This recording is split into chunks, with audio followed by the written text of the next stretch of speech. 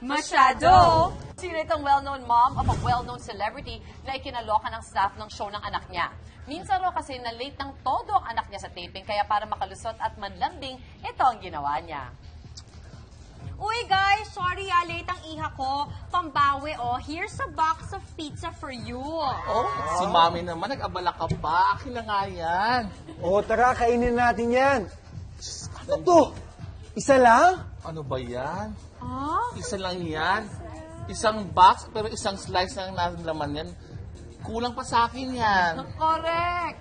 Oh my God! Sino naman ang non-celeb mommy na bongga na sana, ngunit kinulang? Tara, parang pelikula lang. Kinulang. Sinimbang ka, Ay, kilala ka na. Credit card, pasan, Wine. death. Ang galing mo, Mars. Iba ka rin Di ba, Mars? Kilala na. Akala ko hindi na sumasama-sama si Mudra. Baka sometimes. Oh, baka visit, before. Visit, oo. Before yan, no?